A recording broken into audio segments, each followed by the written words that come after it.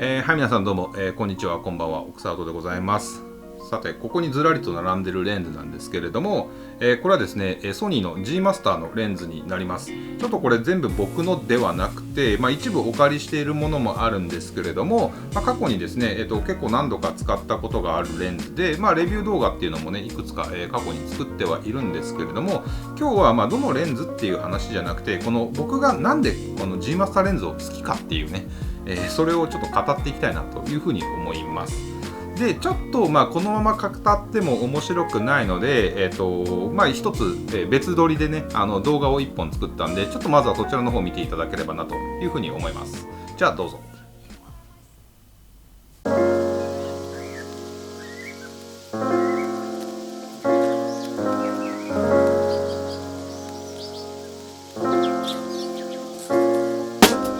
僕が G マスターレンズを使い始めたのはカメラを始めて、大体1年過ぎたあたりだったと思うんですけど、ちょうどその頃自信がついてきてですね、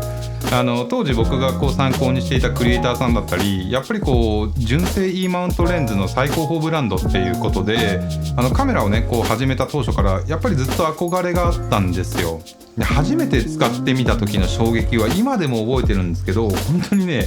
なんじゃこりゃっていう感じだったんですよ。とにかく写りがこれまでと違って、細部まで非常にねシャープに写るんですよね。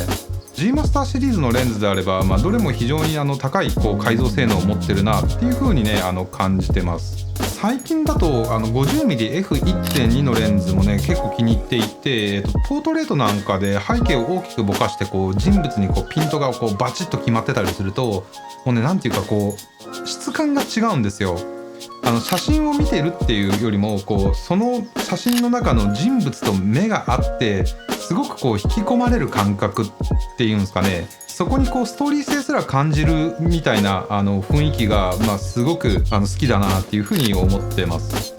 レンズとしての総合力が非常に高いっていうのもあるんですけど、オートフォーカスの性能にしてもカメラ本体の処理に対して非常に高いレスポンスを発揮するのは、さすがこれはもう純正レンズだなっていう感じがしますし、あとねレンズ内のモーター音もほとんど聞こえてこないですね。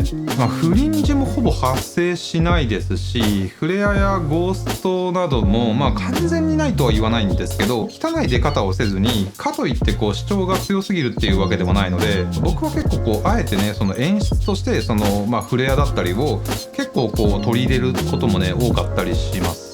いややっぱね軽いっていうのはカメラマンにとってはこれ常に正義じゃないですか。手持ちで撮影する時なんかは非常にいろんな構造を探しやすくなりますし、もう一本レンズ持っていけるかななんてね余裕が生まれたりもします。最近使ってよかったなって思うレンズは1635mmF2.8 とあと100400の望遠ズームレンズですね。1635は個人的にはよく使う画角をカバーしてくれているので、レンズ交換をせずにもう超広角からこの標準までの間の今欲しい画角っていうのをいろいろ瞬時に探れるっていうのはね、Vlog の自撮りから作品撮りまでこなせて、非常に汎用性が高いなっていう風に感じてます。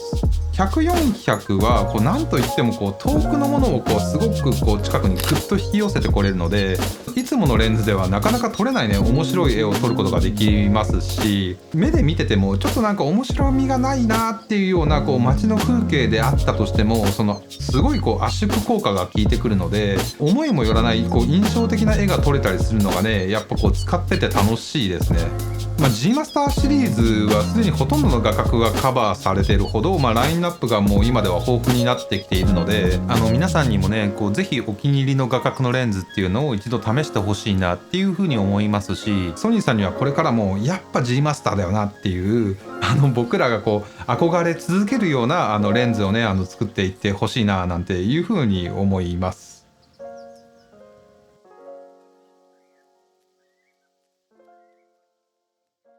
はい。というわけでいかがでしたでしょうか。ちょっとね、かっこつけすぎたかなっていう気もするんですけれども、ね、ちょっとドキュメンタリーチックに撮ったら面白いかなと思って、あんな感じで、ちょっと語ってみました。で、今見てもらった動画で、僕のこの G マスターに対する思いみたいなものは、結構語り尽くしたかなっていう気はするんですけれども、僕がこうやって話してるだけでは、皆さんになかなか伝わらないんじゃないか、信憑性がないんじゃないかな、なんていうふうにも思ったのでですね、今回、もう一人ですね、僕の友達尊敬するクリエイターである方にですねインタビューをちょっとしてみたので、そちらの方もねちょっと見ていただければなと思います。もしもし。もしもし、すいません突然。いえはい。じゃあちょっと皆さんご紹介します。こうきくんです。こんにちは、こうきです。今僕動画撮ってて僕がGマスターいいよいいよって言っても、もしかしたらね僕の視聴者さんが信じてくれないかもしれないんで、僕がちょっとすごい尊敬してるクリエイターの方にちょっとぜひ意見も聞いてみたいなと思って。ありがとうございます。はい、全然ね。皆さんもすでにねこうきくんのことはご存知の方たくさんいらっしゃると思うんですけれども、今回は彼にもですね Gマスターの話を聞いてみたいなというふうに思います。あれこうきくん今ごめんアメリカだよね。そうですね、結構1週間ぐらいもういるんですけど、アメリカにいますね。じゃあやっぱりあれ今回も G マスターレンズは持ってって4本ぐらい今こちらありますね。本当に使いやすいしシャープなんで信頼性もあっていいですね。おすすめの G マスターのレンズとかって教えてもらうことできる？いいっすよ。全然結構基本的なレンズにはなってしまうんですけど、 G マスターで 16mm から 35mm の、F2.8 のレンズですね。ブログとか動画でもすごい使えて、写真の時も結構シャープなんですごい役に立ってるかなっていうのはありますね。いやほんとね、確かに動画やる人も写真やる人も、よく使う画角っていうところもあるし、すごい使い勝手はいいよね。なんか 14mm っていうの出たじゃないですか。これ 14mm で 1.8 でこの軽さってすごいっすよね。これ1本あれば星空とかにすごい役に立てるんで、もう今回アメリカに今いるんでデスバリーナショナルパークとかで星撮ってきます。うわアメリカだとすごいいいの撮れそうだもんね。やばいっすよね、この辺星とかやばそうっすもんね。すごい綺麗だよね。いやすいません、ありがとうございます。なんか急に連絡しちゃって突然。いやでもほんと G マスター最高っすよ。これ以上いいレンズないっすもんね。結構僕買ったのは、最初いきなりカメラ始めた時にいきなり買ったんじゃなくて、やっぱこうきくんとかを見てたりとかして、インスタグラムとかで G マスターとか使ってるんだなと思って、そういうところからやっぱり憧れて、多分僕も手出したって感じなんで、皆さんねもちろんこうきくんとかご存知の方も多いとは思うんですけれども、ぜひねこうきくんの、YouTube、インスタグラムもチェックしていただけたらなというふうに思います。ありがとうございます。よろしくお願いします。今度は日本に帰ってきたら一緒にどっか撮りに行きましょう。そうですね。11月とか紅葉とかが一番いいね、いいのかなって。その時皆さんぜひその時も両方で動画上がるかなと思うので、ぜひチェックしていただけたらなと思います。はい、というわけでこうきくんありがとうございました。こちらこそありがとうございます。ありがとうございます。楽しかった。楽しかった。ありがとうございます。はい、というわけで僕の本当にね大好きなクリエイターのこうきくんにも、話を聞いてみました。でソニーのねボディを使ってる方にとってそのいいレンズは何かって、その良し悪しっていうのはその写りとかいろんなベクトルがあるとは思うんですけれども、さっきもこうきくんが言ってた通りだし、僕も思うんですけれども、写りはとにかくシャープですし